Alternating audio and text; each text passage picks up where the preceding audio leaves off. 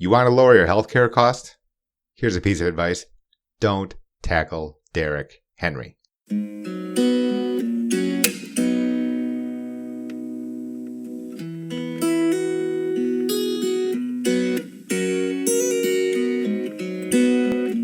It's a very special episode of the Maximize Your Medicare podcast. My name is J.O. I am the author of Maximize Your Medicare, Qualify for Benefits, Protect Your Health, and Minimize Your Costs. The reason that today's pod is so special, last week my book was published. January 7th was the publication date. It sits in the largest library systems around the country, New York, LA, Chicago, as well as from coast to coast, whether that's Fort Myers in Florida, whether that's Portland, Oregon, Phoenix, Las Vegas, every place in between. You can get the book online. Of course, you can buy it on Amazon. You can also buy it at the bookstores, whether that be the national bookstores, Barnes & Noble's, Books A Million. If you support your local bookstore, you can go to them, and if they don't have it in stock, they will be able to find it. They will be able to order it for you. So I was thinking about how or what I was going to actually say on this podcast. And, it's the first episode, that's a first pod after the publication date, all that kind of good stuff. I could give you, like an infomercial. But for the persons who have been listening or subscribed to the podcast, please continue to do so. And please leave your reviews, 5-star reviews, preferably. The fact of the matter is, I'm not a big person on just only pitching. What I need to do is, and what I feel is most value added to the listeners, is a real life example, a real reason, something tangible that you can actually observe. We've got them. We've got them right here. Okay. So why do you actually need to read Maximize Your Medicare? All right, so the other day, a simple example comes to me from, online. And my existence is not that pleasant, right? Because I see a lot of pundits, experts, and opinions online about Medicare, the way it works and what people should do. And I end up kind of nodding, kind of shaking my head. Do I respond in full force with every nth detail, or do I kind of let it slide? Well, I don't have time to actually address every single, oversight. But I thought the first example was very, very applicable. So on Reddit has a subreddit called Medicare. Not Medicare for All, that's a political subreddit, but Medicare itself, Medicare. You can go on it. And on there was a stream about someone who is on Social Security disability. The original posting was that it was an adult-aged child wanting to help their parent who was on SSDI, not yet Medicare eligible by age, but Medicare eligible by the fact that they qualify due to receiving 24 months of Social Security disability insurance benefits. All of that was true. However, the questions and the advice that was given by the audience was both fragmented or wrong, blatantly wrong. Now, this is very, very worrisome. And it's beyond worrisome, it's dangerous. Okay? And the simple reason is, let me actually, kind of tease out why I called it fragmented and dangerous, okay? By fragments, a little soundbite, a little snippet. I know that it's very attractive. It's the way that our society digests information. People don't, encyclopedias don't exist anymore, right? Well, I guess Wikipedia exists.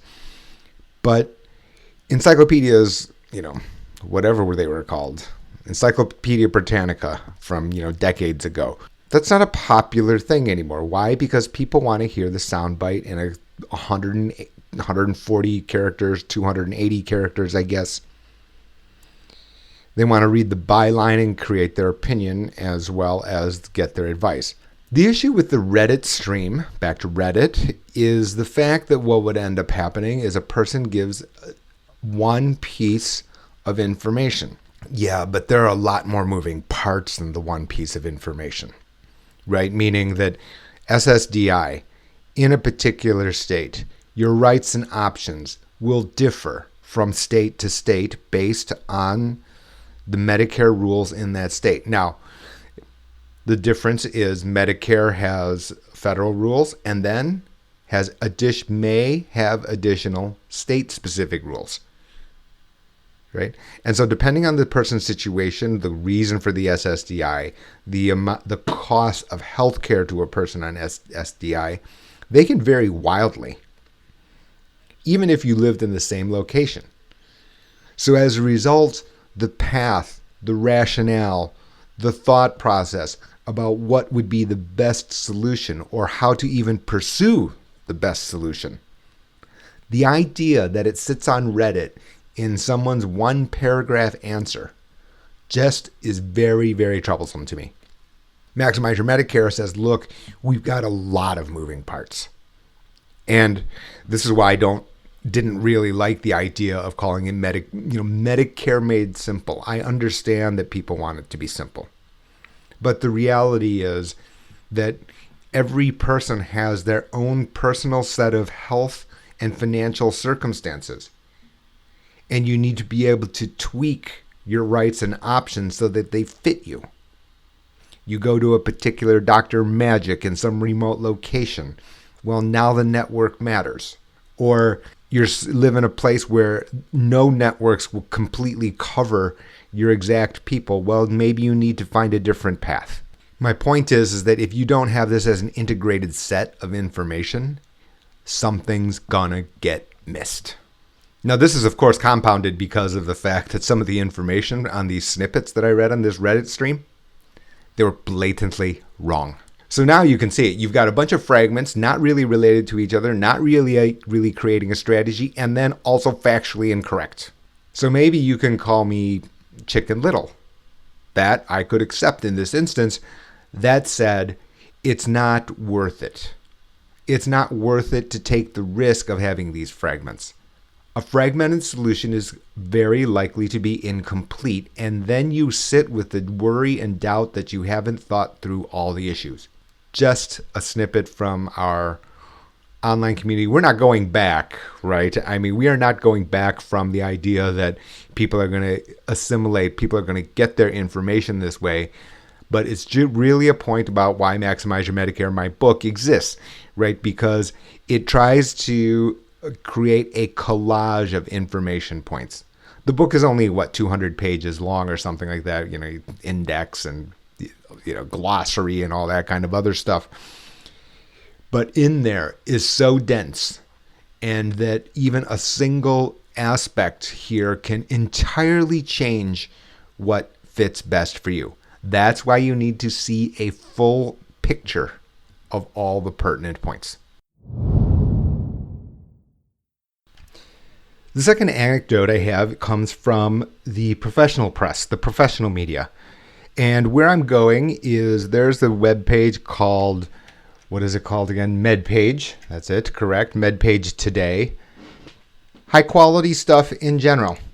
In general, I would not necessarily say that this is irresponsible reporting or non-factually based reporting. I wouldn't go that far. Okay.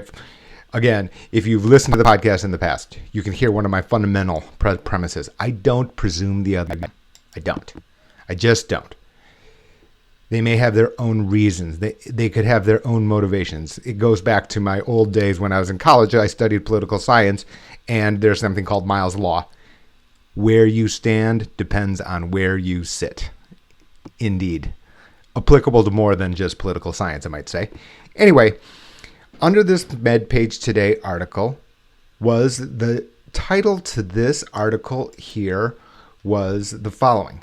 And it said, and let me just click around here a bit so I can read it to you. Medicare Advantage enrollees discover dirty little secret. Medicare Advantage enrollees discovered dirty little secret. So if you just read this headline, what can be your only conclusion? The only conclusion is something's hidden inside of Medicare Advantage, and it's always that it's not positive, right? It's negative. Okay. Secret, the word secret kind of gives you the absolute impression that something is being hidden from you that is not known. I object to that on multiple fronts, right? Crazy people have written 8 editions of a book. 8. And right from the get-go has been very clear, right? Medicare Advantage, yes, you can change every year during the annual election period. Medigap, you have guaranteed acceptance. There is open enrollment. There's guaranteed issue. There's also a third concept called guaranteed acceptance. But after those windows have expired, if you do not qualify under those windows, then simply switching into Medigap has restrictions at the volition, at the choice of the carrier, unless regulated by that state where special exceptions can exist. There's nothing secret about this. Just because you don't know doesn't mean it's a secret. The media here has framed this as their description, dirty little secrets. Okay? And which I completely disagree. Right? It's not a secret. It's not a secret. It's in writing. Okay? Some person hasn't gone to figure it out. Some person hasn't gone to get the actual facts of how it actually works. Well, there needs to be some kind of shared responsibility. I've fulfilled my responsibility, right? It's in the book. It's on the podcast. There's a newsletter for persons who have bought the book.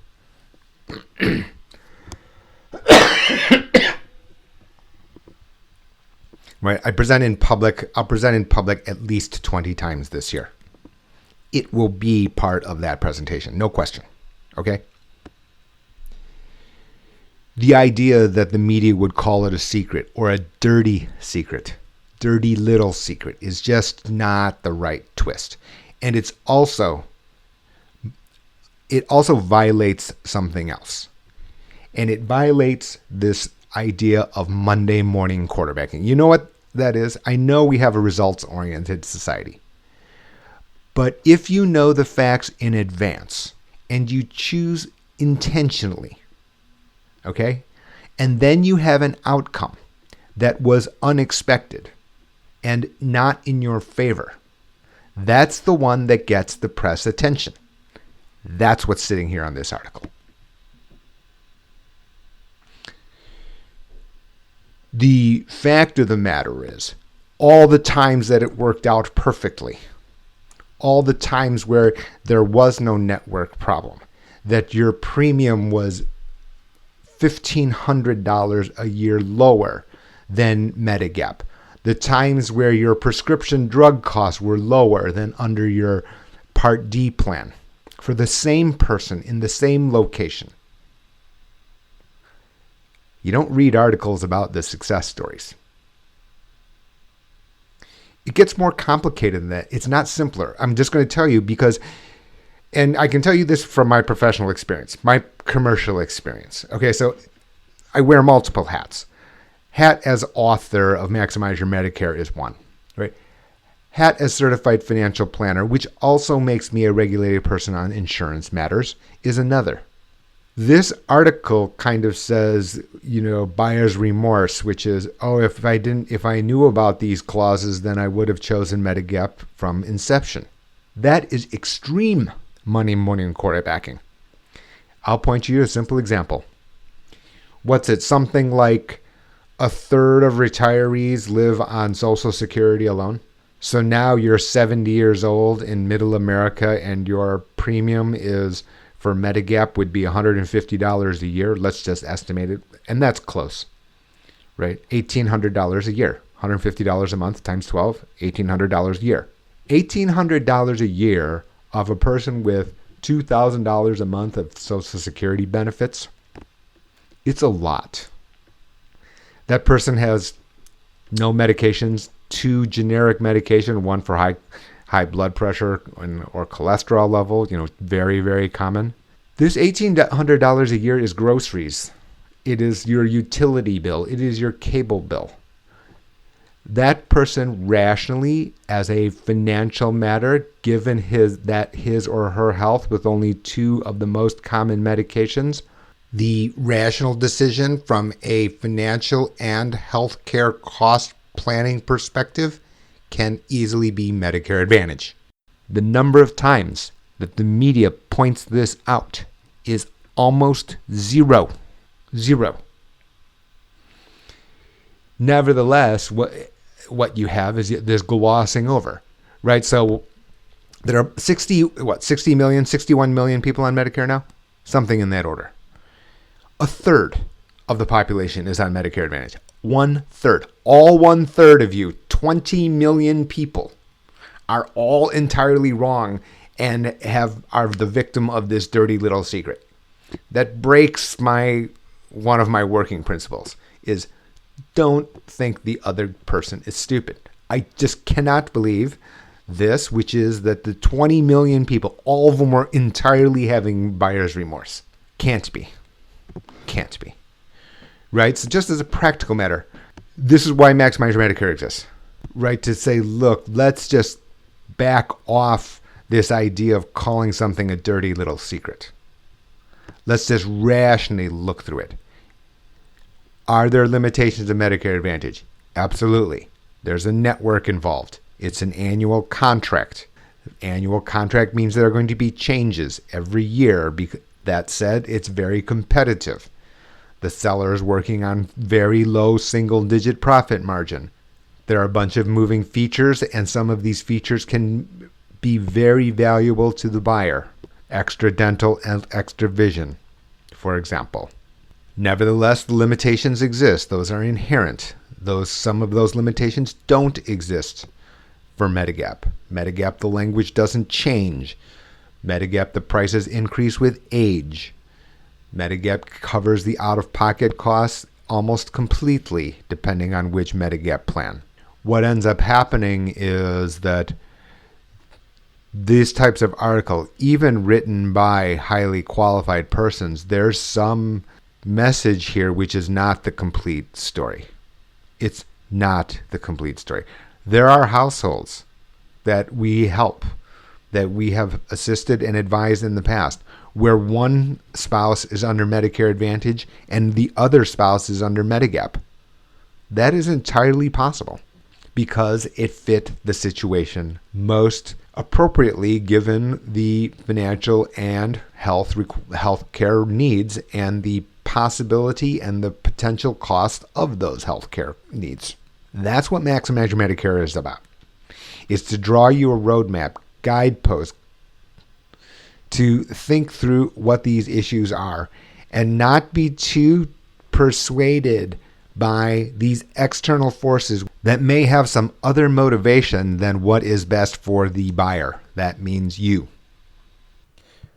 From that point, right, once we get to know you, I take orders.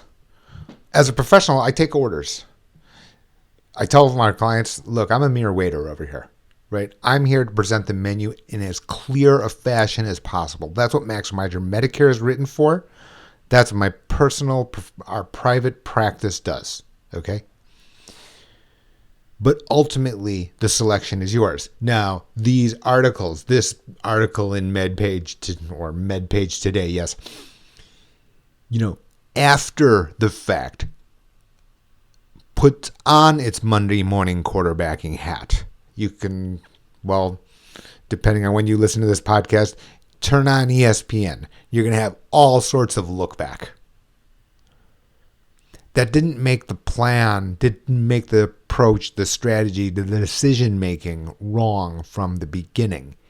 Why isn't this available in the public, or why isn't this available in the media very readily? Let's leave that to the next point. The third and final point here kind of relates to both of the other two. which is both the fragments as well as the media representation about the way that Medicare works. You may know, there are a couple of other published books about Medicare in the market along with mine. I can't determine, or it is certainly the case, that these authors have never met real everyday people from all different walks of life. I mentioned earlier in the previous segment that, I'm going to speak about 20 times at the minimum here around the country over the next months, okay? And whether that be in the media, on a radio interview, or whether that be under a public presentation I call Medicare ABCs, as well as to, special professional groups, financial people, as well as, legal people. The fact of the matter is that, for example, in that MedPage Today article, it had a perspective where, again, you're reaching for clicks and eyeballs. I get it. Those are the motivations to get readers. Nevertheless, failure sells, horror sells, not the positive, right? In the Medicare Advantage case, for example, 20 million people plus are on Medicare Advantage. And I've already revealed to you that it's been our professional advice in certain instances that Medicare Advantage is the appropriate financial and health care planning path. We don't have a problem with that based on the individual circumstance. Yet the success story doesn't make the press. Other perspectives in there are just trying to, again, look for eyeballs, but again, don't or haven't met everyday people from different walks of life. We have clients that range from Medicare and Medicaid all the way up to, certainly 8 digits of financial net worth as households. And the answer's got to be different. The representations that we see in the media as well as in print kind of are telling you that Medigap is always the superior Medicare configuration. We wouldn't assign such a blanket statement to every situation, because during the time that you are retired, let's just say, for example, and again, living on a single Social Security payment as your retirement income, right? We can't go back in the crystal ball and put money into a 401k. We can't go and choose an employer that has a defined benefit pension, right? So we are matching the individual circumstance, your healthcare situation, your likelihood of requiring healthcare costs in the future with your financial situation on what you're going to do with every dollar, right? The dollar that could have been spent on premium for Medigap could have been diverted towards some other use for that same dollar, which you find more meaningful. That's not my place to judge. That's not my role to judge how much you should value your money. Yet, the books that I've read, the article that I just cited, and it is not atypical. It is one that can be commonly found, don't really have this even-handed approach. I know people want to have one solution, an easy one that never changes, one where the costs are all predictable. Well, the reality is we don't have a crystal ball. We understand that. That said, is the crystal ball the same for a person who is type 1 diabetic and 100 pounds overweight compared to Miss Bulletproof, who has never had a cold in her life? Can't be. So that's the third, which is that, the other books in print and the other media, it needs to have some evidence of the fact that, you've met the people with these different circumstances to understand that based on the circumstances, the the most fitting Medicare configuration can change from situation to situation. One of those authors, I'm not going to name them, okay? This person has even stated and reported, certain Medicare brokers have reported X, Y, and Z. Well, that's evidence alone that means that author hasn't met an everyday person, which means that the information in there can't put on an everyday person's shoes, right? How can that be? And then handing out something that is so fundamentally important to a person's retirement planning. Okay, that's it for today. If you have your personal questions, you can send them to me, jae@maximizeyourmedicare.com. You can also go to the website, maximizeyourmedicare.com. There's information on the book. There are links to other podcasts. There's links to the YouTube channel. Be sure to subscribe to the YouTube channel, Maximize Your Medicare. There's more information not only about Medicare, but also Medicare as well as other financial planning topics. For persons who have purchased the book, you can take a picture or you could email a copy of your receipt to jae@maximizeyourmedicare.com. You can be added to the newsletter. It will be sent out to you for free for those who are clients of ours, as well as those who have purchased Maximize Your Medicare. That's it for today. I'm Jay. Be sure to subscribe to this podcast on Apple Podcasts and give us a 5-star review. Speak with you next time.